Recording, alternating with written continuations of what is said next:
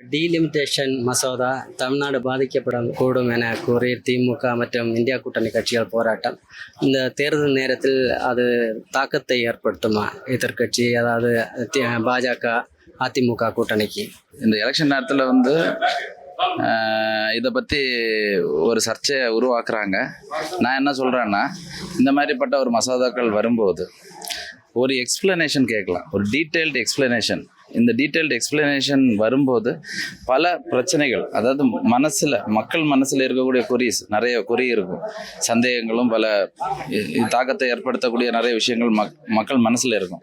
அப்போ இதுக்கு ஒரு டீட்டெயில்டு எக்ஸ்பிளனேஷன் வந்தாச்சுன்னா கண்டிப்பாக பெட்டராக இருக்கும். ஆனால் ஒரு பெட்டர் எக்ஸ்பிளனேஷன் கொடுத்தா தான் இல்லைன்னா இவங்க இதே மாதிரி எதிர்கட்சிகள் கண்டிப்பாக இதை குறை சொல்லிட்டு தான் இருப்பாங்க. ஸோ டீட்டெயில்டு எக்ஸ்பிளனேஷன் கொடுக்கலாம் அப்படிங்கிறத நான் என் சைடு தரப்புலேருந்து நான் சொல்கிறேன்.